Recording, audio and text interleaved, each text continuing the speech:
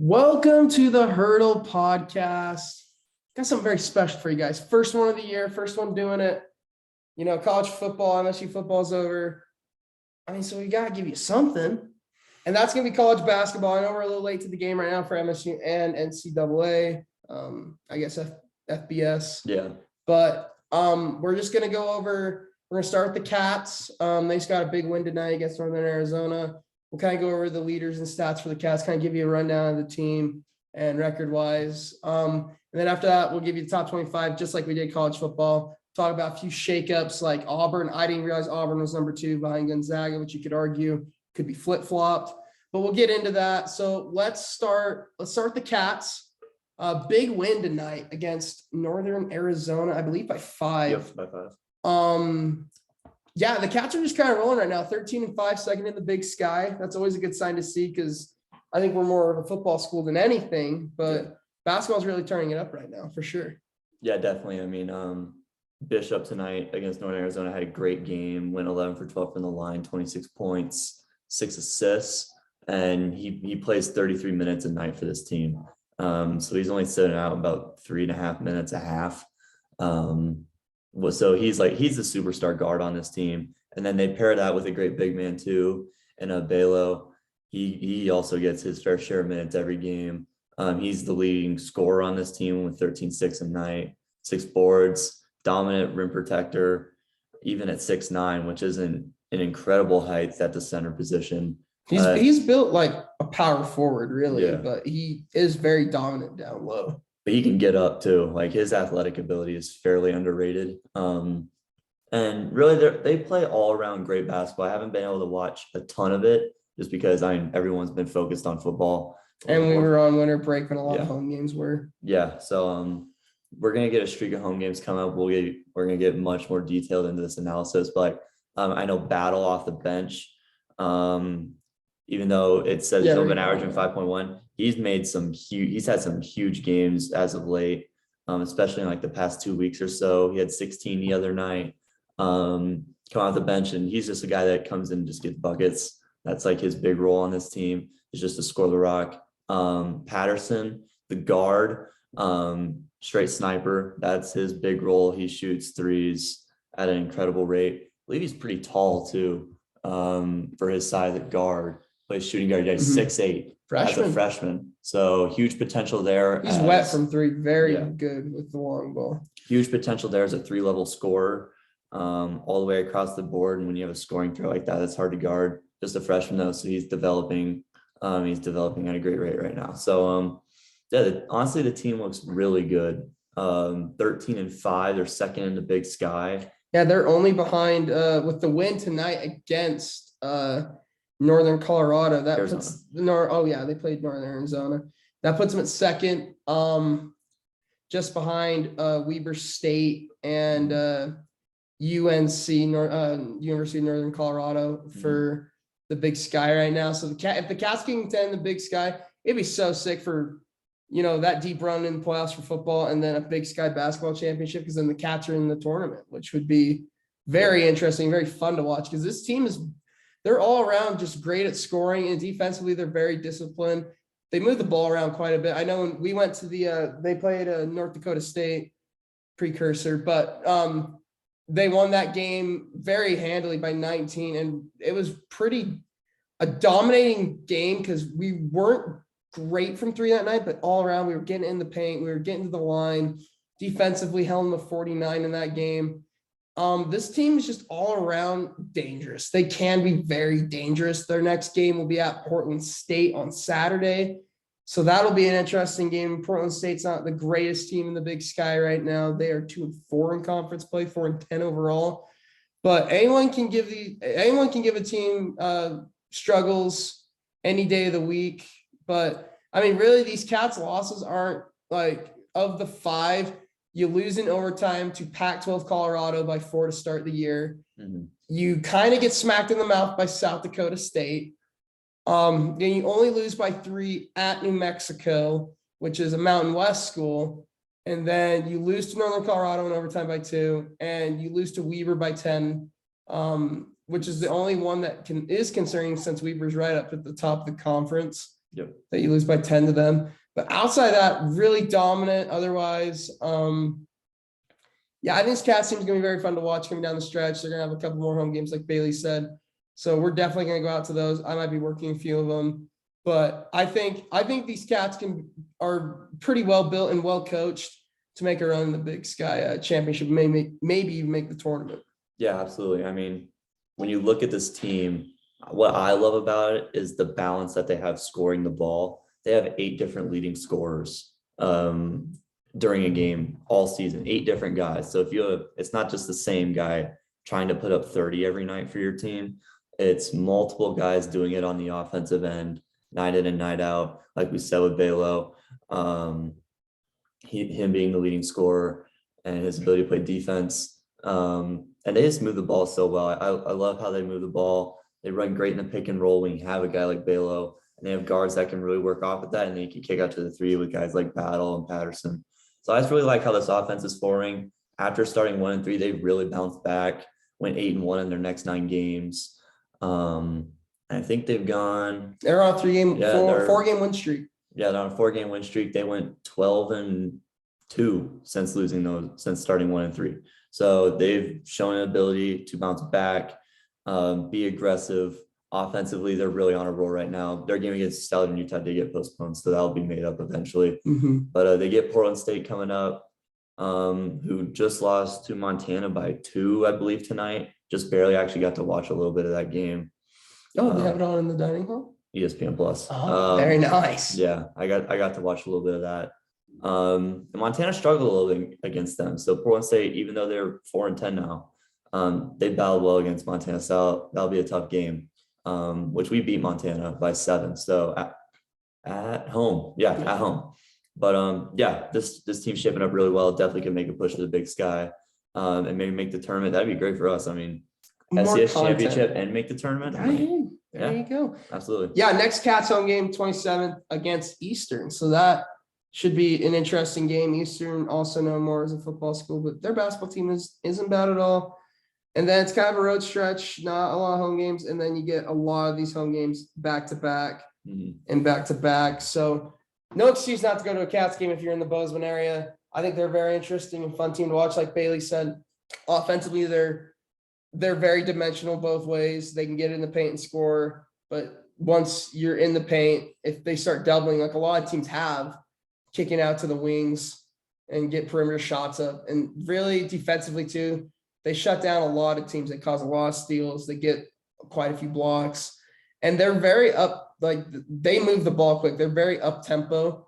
Once they get that rebound, I mean, if they score, they kind of slow it down, and once they inbound it, but rebound happens, we're up and moving. We push it. We really do.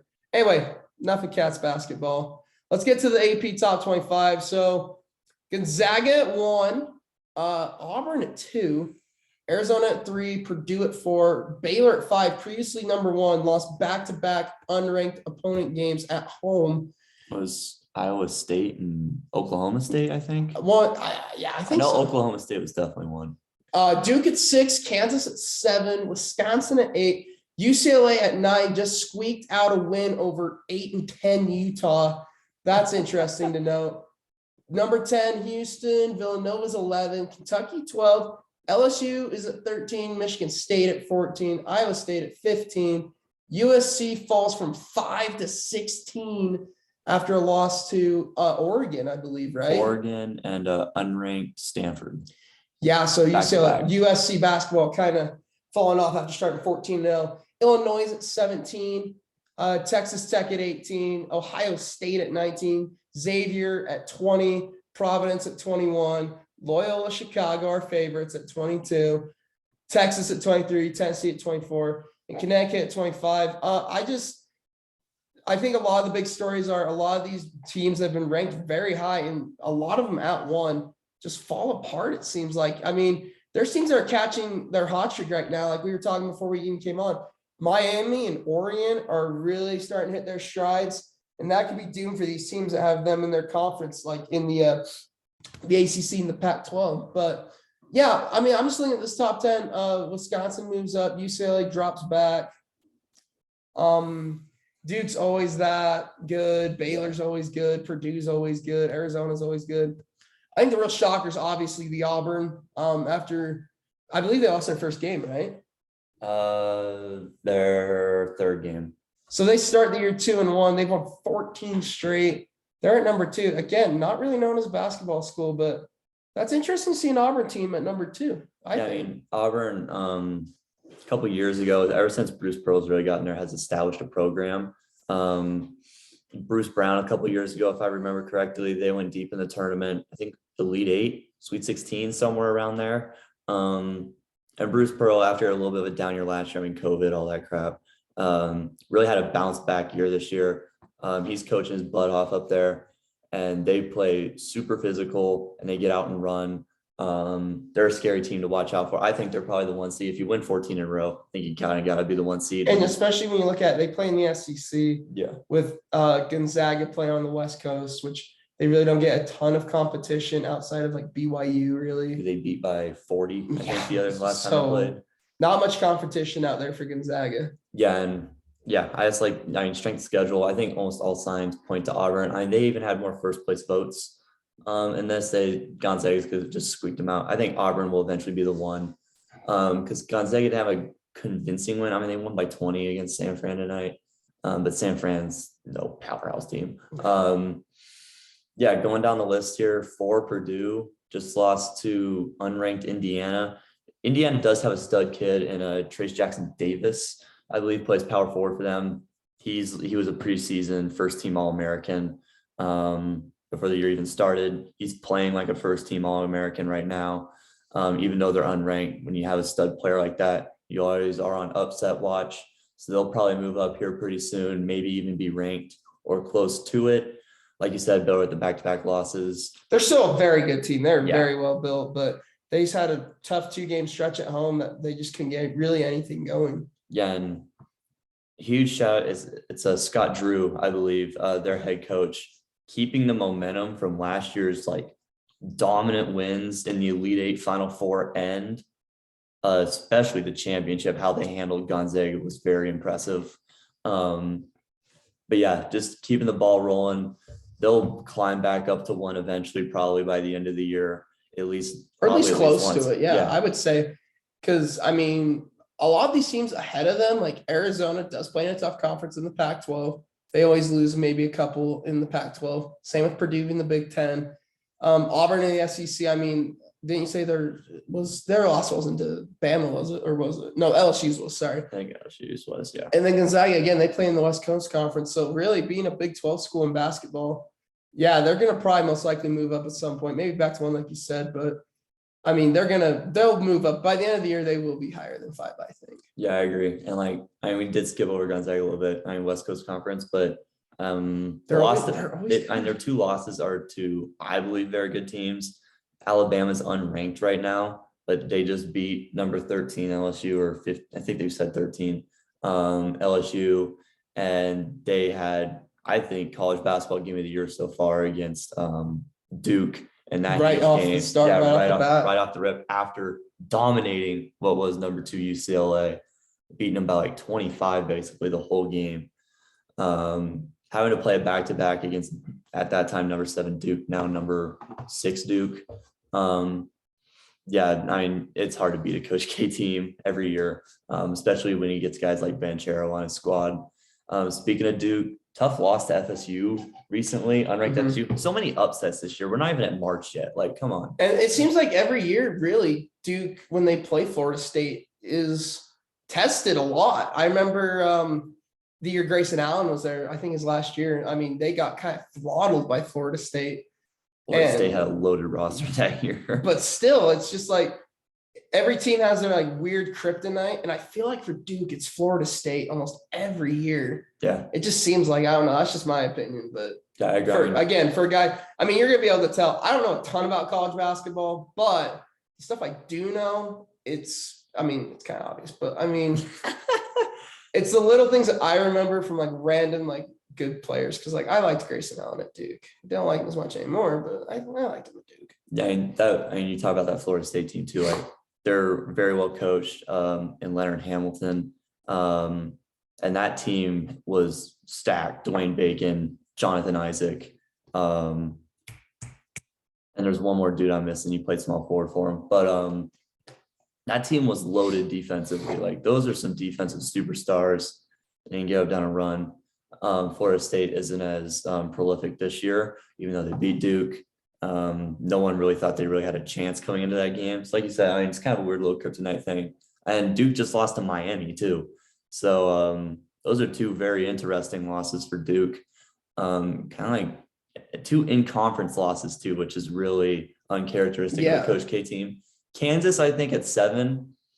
I'm not surprised by them being at 7, but watching them play, I've watched them play on multiple occasions now. I'm not impressed with how they play basketball, especially from teams in the past. The two or three games I've watched, they lost to Texas Tech, which Texas Tech is a solid squad. They're a solid squad every year, but I know it just didn't strike me as a game that they should have lost, even though it's on the road. And then they just manhandled West Virginia. But in a couple of games I watched, they lost to, was it Dayton, on a game-winning floater. But they do have studs. They do have studs that they can go to late. I think Cameron Braun is a stud, or Brown. He's like a 6'6" white point guard that plays for them. Hey. And dude can jump out the gym and play solid defense. He's a better shooter than Caruso. He shoots like 40% from 3. And then they have their go-to guy, and Abaji, I believe is his name. He's averaging like 20 a game this year after averaging 12 last year. So he stepped up into a star role for them. Great shot creator, and a Bill Self coach team is going to be in the top 10 every year. Wisconsin, I haven't heard much of. UCLA, of course, they've had a bunch of games delayed. So they've only played, they've only got 13 when a lot of these other teams have about 16 or 17. Yeah. So that's always never a good thing, because then you're going to fall back when you don't play games. And then if you lose one of those games, you're kind of screwed. Like even tonight, like Utah had them on the ropes. They barely squeaked that one out. Again, to 8-10 Utah, and then getting crushed by Gonzaga earlier in the year. Those are the 2 losses. But I mean, Mick Cronin, coming from Cincinnati, has completely turned that team around. They're starting to form into a prolific basketball program yet again. I'm not going to call them John Wooden era or anything like that, but they're in the they're in the territory of national championship contenders. Houston, I haven't watched much of. I watched them first game of the year. Don't really remember much. I think they won by like 30. Nova, struggling a little bit in my opinion. I mean, 13-4 as a Jay Wright coach team, and they're still 11. But that Big East conference, I think, is supremely underrated. Like Seton Hall gives them troubles every year. They always have a go-to guy. Xavier, especially when they go on the road to play Xavier. I think they lost to Xavier on the road earlier this year. So there's 2 losses right there. And they just, that conference is very tough, even though those teams aren't ranked. They're all stacked. Like they're all consistent. It's like they beat up on each other pretty much. I mean, they've got a lot in the top 25, I think 3 or 4, but they kind of just beat up on each other, really. Yeah. Because none of them are really dominant. Like 13-4 is not anything to write home about, but really they're the best team out in the Big East right now. Yeah, absolutely. And a Jay Wright coach team is always probably going to be in the top 15 at minimum. So it's not a shock for me to see them at 11 as their prolific basketball program. Kentucky, their offense is ridiculous. I mean, for Calipari to just have a bunch of freshmen come in every year and be studs. Yeah, and I struggled last year. But I mean, COVID, short season, all that crap, like we said earlier. And for him to just get another group of more freshmen that are all 5-star recruits, of course, but they can flip and play. I believe it's Washington. Their guard had like 18 assists the other night. They just hung up 110 against Tennessee, who statistically has the second best defense in the nation. They just put up 110 points on them. And Calipari's turned this is back to regular Calipari. They're a dominant program. It's same shit, different year. They took a year off. Absolutely. LSU has the number 1 defense in the nation this year. I believe they just beat Tennessee, who, just like we said, has number 2. That was a fairly low scoring game I watched like the first 10 minutes of it. It's kind of boring to watch basketball. It's low scoring. Yeah. Haven't seen much of Michigan State or Iowa State. Iowa State just got the big win. Who did we say that was against? Kansas. Yeah. Yeah. And if I'm mistaken there, my apologies. But you can always fact check us Yeah. and correct us in the comments. Please do. It's tough to keep track of 25 teams. I'm trying here. USC back-to-back losses against Oregon and Stanford. Like Unranked said, Stanford. unranked and Stanford, almost who's ranked like Oregon. 5-8 or something like that. They're not even close to sniffing 500 right now. And that's what broke them from being undefeated. And it's impossible basically to go undefeated. No team's ever done it. Yeah, I mean, those 2 losses made them fall 11 spots. Because back-to-back losses against a decent Oregon team, like we said, that was finding their stride, we think. And again, a terrible Stanford basketball team. I mean, that'll do it to you. You really can't afford to lose to those bad teams. Like if you lose to a good team, it's kind of whatever. You'll drop a few spots. Yeah. But when you lose to a team like Stanford right now, it just can't happen to a team that is really good because they have what's his name? Isaiah. Yeah, Isaiah Mobley. Yeah, Evan Mobley's brother. Older brother. Yep. It's insane. They're pretty stacked, and they, especially in the Pac-12, where it is kind of, it's one of those things where it's really the California schools. Mm-hmm. You can't be looking like this, especially when UCLA is like, not playing really, because everything in that state right now is focused on USC Pac-12 basketball wise. Yep, absolutely. I think this is the most stacked Pac-12 has been in a while. I mean, Arizona looks elite this year. USC, like we just said, was undefeated at one point.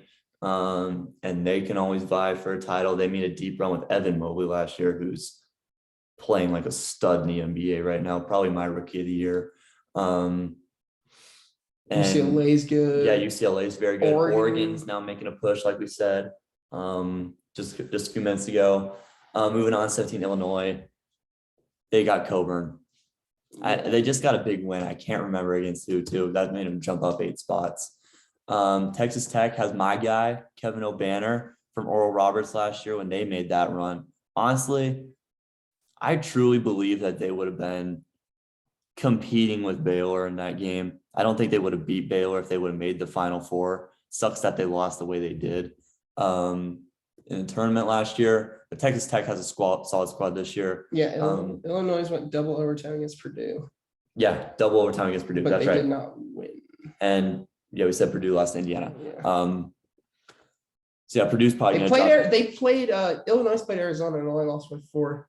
Yes, they got a tough team. Yeah. They do have a tough team. But yeah, moving on, 19 Ohio State. Haven't watched them play. I don't care. It's Ohio State. They beat Duke earlier in the year at home in Columbus. So they have a statement win. You need a couple to pad that strength of schedule to get you into the tournament. If you're going to be a bowl team, I doubt they're not going to leave Ohio State out of the tournament. When you're ranked, you're not out of the tournament. It's as simple as that. Xavier and Providence, like we said with the Big East, they just kind of take each other out. Big East seems to play very much more low scoring games in the 60s, 50s range, play really tough defense, a lot of fundamental basketball up there. So if that's your thing, go tune into those games because they're always hard-nosed battles.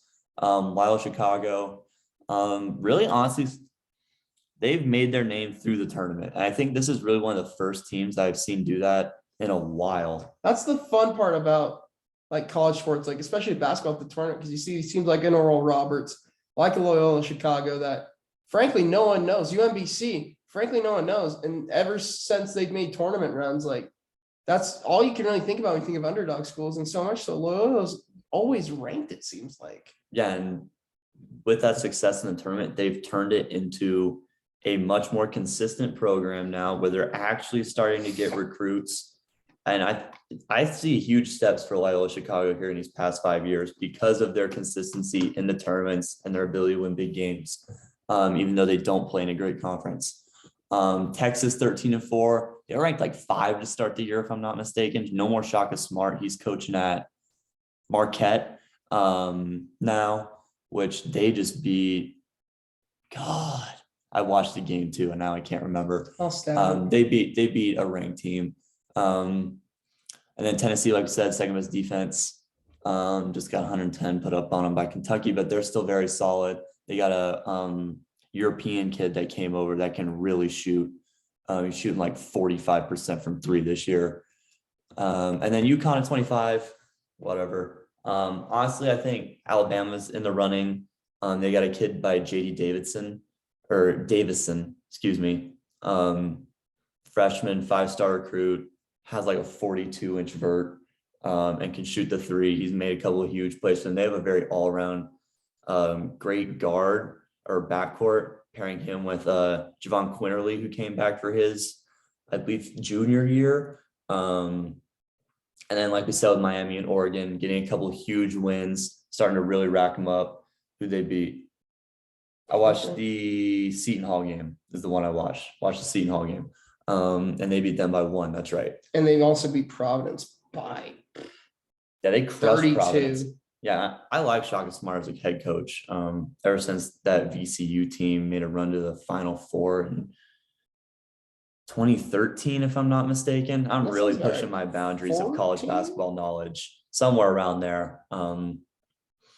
Yeah, I mean, honestly, I think they got this right. West Virginia, I know they got crushed by Kansas, like I said, but Bob Huggins they call them Press Virginia for a reason. They play full court press, they play fast, and that style can push them deep into an NCAA tournament type team. Colorado State started the year like 16-0, then got crushed. Out West schools here getting other votes. That's encouraging to see coming out of the Mountain West. Absolutely, and then Indiana's going to move up. And North Carolina's been super streaky this year. North Carolina's my team. New coach this year, Hubert Davis, after Roy Williams retiring.